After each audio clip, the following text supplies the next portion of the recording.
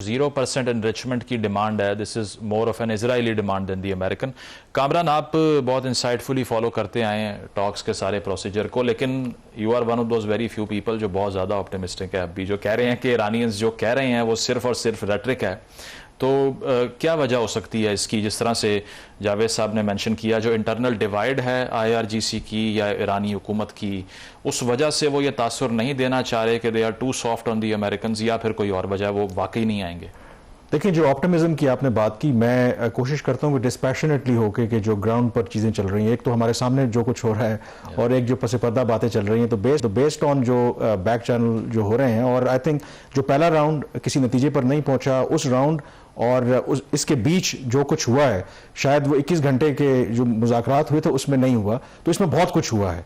और जो back channel और 3 दिन बिल्कुल जो पाकिस्तान के आर्मी चीफ वहाँ पर रहे हैं, और बिल्कुल एक ऐसी सिचुएशन के अंदर आमतौर पर जो जितनी उनकी मुलाकातें हैं शायद चंद घंटे में हो जाती हैं, वापस भी आ जाते। 3 दिन अगर वहाँ पे रुके हैं तो उसका पर्पज़ यही था, और जो मेरे पास ऑब्वियसली जो मालूमात है वो यही था कि purpose via Pakistan extensive negotiations हो रही थी कि जो डिफरेंसेस हैं उनको ब्रिज किया जाए। अब जो इंपॉर्टेंट बात है कि why I am optimistic to the extent of के टॉक्स होंगे, क्योंकि इस प्रोसेस के अंदर इतना इन्वेस्ट किया गया है। अगर अमरीकी सदर ट्रंप ने, व्हाइट हाउस ने अनाउंस किया कि वो जेडी वैंस को, स्टीव विटकॉफ को, जेरेड कुशनर को भेज रहे हैं, तो इसका ये मतलब नहीं है कि उन्होंने यूनिलैटरल को फैसला किया है। जो दूसरी पार्टी है उसने एग्री किया होगा।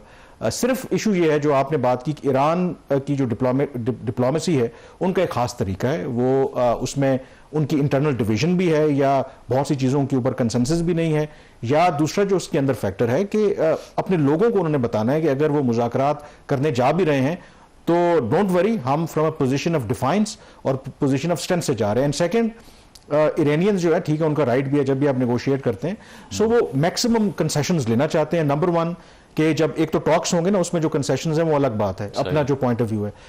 मेयर के मुज़ाकरात में हम आने के लिए उससे पहले भी वो कंसेशन लेना चाहते हैं, ताकि टू मेक श्योर। इंटरेस्टिंग इसमें क्विकली पॉइंट ये है कि ये जो नेवल ब्लॉकेड है सो कॉल्ड, ये तो जब पहला दौर नाकाम हुआ तो उसके बाद ही अमेरिका ने अनाउंस कर दिया था।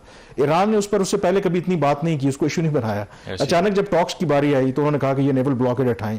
कुछ इसमें दूसरी शायद सामने उन्होंने ये नुक्ता रखा है, कुछ और भी इश्यूज हैं, मे बी उस पर वो इन मुज़ाकरात से पहले कंसेशन चाहते हैं। एक और भी लफ्ज पकड़ लिया वो अरागची साहब का कि अप टिल नाउ, यानी कि अब तक हम, उनकी वज़ारत खारजा ने, हाँ, हमारे यहाँ उन्होंने कहा कि we have not yet decided as of now. तो इसमें और रूल आउट करने में बहुत जमीन आसमान का फर्क है। हमारे यहाँ जल्दी हम वो जंप द गन कर देते हैं कि नहीं जी उन्होंने इनकार कर दिया। उन्होंने कहा जब अभी बात हो रही है तो हमने फैसला नहीं किया, इसका मतलब है कि विंडो जो है वो क्लोज नहीं हुई। And I would be really surprised and shocked कि अगर ईरान इस मौके के ऊपर मुज़ाकरात करने के लिए नहीं आएगा। और आपने ये भी कहा कि अगर वो नहीं आते तो फिर आई होप कि उनको कॉन्सिक्वेंसेस का पता है, वो क्या हो सकते हैं, which you were hinting to? जी, उसमें कॉन्सिक्वेंसेस नंबर 1, आई थिंक इस सारे क्राइसिस के अंदर लेट्स एक्सेप्ट द फैक्ट कि पाकिस्तान वो वाहिद मुल्क है जो ईरान के साथ खड़ा रहा है। पाकिस्तान के जरिए ही जो भी डिप्लोमेटिक एफर्ट्स हुई हैं, अदर देन दैट, और आज ईरान की वज़ारत खारजा के तर्जुमान ने, पहले तो व्हाइट हाउस ने कहा था, आज उन्होंने भी कहा कि Pakistan is the only mediator. Number 1 कि उसमें जो एक तो बाकी छोड़ दें, पाकिस्तान के लिए भी बड़ी एक एम्बैरेसिंग सिचुएशन होगी कि हम, ज़ाहिर जो मीडिएटर होता है, अगर एक साइड को कन्विंस किया, उन्होंने अनाउंस कर दिया, दूसरी साइड अगर नहीं आती तो उसको पाकिस्तान भी लाइट नहीं लेगा। एंड सेकंड, टाइमिंग इसकी बड़ी सिग्निफिकेंट है। 2 दिन के बाद जो सीज फायर एक्सपायर हो रही है और ये टॉक्स नहीं होते और इस तरह की सिचुएशन बनती है, तो देन वो सीज फायर भी खत्म हो जाएगी और फिर बाकी जो सिचुएशन होगी एवरीबडी नोज दैट। तो आई एम श्योर के Iranians are smart people, they know everything. Exactly, और बेटर सेंस प्रिवेल करेगी, यही होप करना चाहिए। सईद साहब, ये जो हमने अस्करी एतबार से जो रिस्पांस देखा है, क्योंकि जो काउंटर ब्लॉकेड की स्ट्रेटजी थी अमेरिका की, इसको किस तरह देख रहे हैं? वाकई इतना प्रेशर एक्सर्ट कर सकता है अमेरिका इसी वजह से, जो ईरान कह भी रहा है कि ये सीज़ फायर की वायलेशन है, क्योंकि एक बहुत बड़ा चंक उनके रेवेन्यू सोर्सेज का चीन को तेल बेच कर आता है। तो अगर उनके जहाज सेल थ्रू नहीं करेंगे, जिस तरह अमेरिकन डिस्ट्रॉयर्स ने सीज किए हैं उनके शिप्स, आपको लगता है इसने इतना हर्ट किया है ईरान को कि कुछ ना कुछ अमेरिका उनसे मनवा भी लेगा? और इज दिस इनइफेक्टिव, इसका फायदा नहीं है? मैं आपकी सेकंड ओपिनियन से ज्यादा एग्री करूंगा। देखिए, जब आप रियल डिप्लोमेसी करते हैं तो जनरली सबको खामोश रहना चाहिए और बैकडोर डिप्लोमेसी होती है। आप बंद कमरों में करते हैं ताकि आप अपने पॉइंट ऑफ व्यू भी अपने दुश्मन को समझा सकें और उसके पॉइंट ऑफ व्यू को भी समझ सकें। मेरा ख्याल है कि जो अभी तक टॉक्स फेलियर की सबसे बड़ी वजह है वो ये है कि अमेरिका जो है वो पब्लिक डिप्लोमेसी कर रहा है। प्रेसिडेंट ट्रंप रोजाना कोई ऐसी 2-3 ट्वीट्स कर देते हैं जिससे ईरानियंस ऑफेंड हो जाते हैं। मेरे दोनों को पैनलिस्ट ने एक टर्म इस्तेमाल किया और मैं उनसे फुली एग्री करता हूं उसके ऊपर कि पोजीशन ऑफ स्ट्रेंथ। ठीक है ना, दोनों कंट्रीज जो हैं वो पोजीशन ऑफ स्ट्रेंथ से ये मुआहिदा करना चाहती हैं। अमेरिकन प्रेसिडेंट जो है वो दुनिया में किसी से अंडर प्रेशर नहीं है सिवाय अपनी पब्लिक के प्रेशर में। ठीक है ना, उनके सर के वो ऑलरेडी अपनी पॉपुलैरिटी की लोएस्ट रेटिंग के ऊपर हैं और उनके मिड टर्म इलेक्शंस उनके सर के ऊपर खड़े हैं। और अगर Republican party mid term elections हार जाती है तो हम सबको उसके कॉन्सिक्वेंसेस का भी पता है। देखिए, ऑन द न्यूक्लियर साइड जो अब हम सब कह रहे हैं कि जी कि अब एक न्यूक्लियर इशू ही रह गया है, लेकिन जो न्यूक्लियर साइड पे वो अचीव करना चाहते हैं, मेरे नजदीक तो उन्होंने जब JCPO साइन किया था उसी वक्त अचीव कर लिया था, क्योंकि उसके तहत सिर्फ 3.6% इनरिचमेंट ईरान था।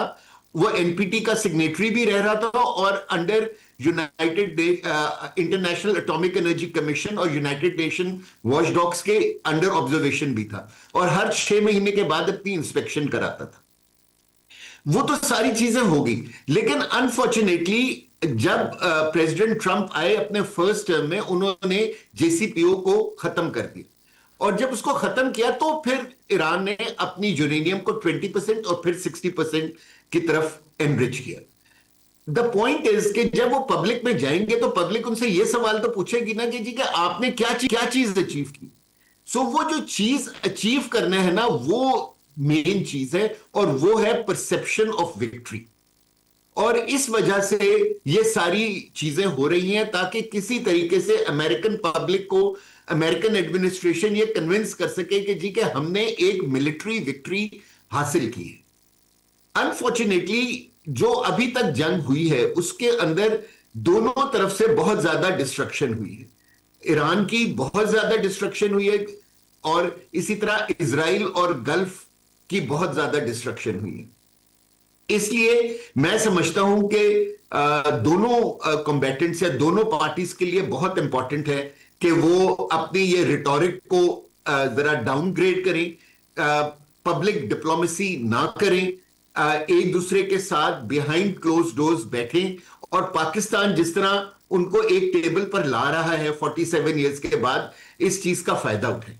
जो पिछले 24 घंटे में चंद डेवलपमेंट्स हुई हैं जो मुझे बहुत पुर उम्मीद करती हैं, और खासतौर पे जो प्रेसिडेंट शी ने MBS को जो टेलीफोन कॉल की है, आई एम श्योर कि उसके बाद इस इलाके के अंदर कुछ सैनिटी आना शुरू होगी, क्योंकि ये सब लोग हैं जो अमेरिकन प्रेसिडेंट के ऊपर थोड़ा बहुत प्रेशर डाल सकते हैं। गल्फ सऊदी अरेबिया क्योंकि गल्फ कंट्रीज को लीड करता है, इसलिए वो प्रेसिडेंट ट्रंप के ऊपर इन्फ्लुएंस कर सकते हैं। इसी तरह जब तक चाइनीज बीच में नहीं आएंगे मुजम्मिल साहब, ठीक है ना, there will be no one who will be a guarantor of the peace deal that is being done.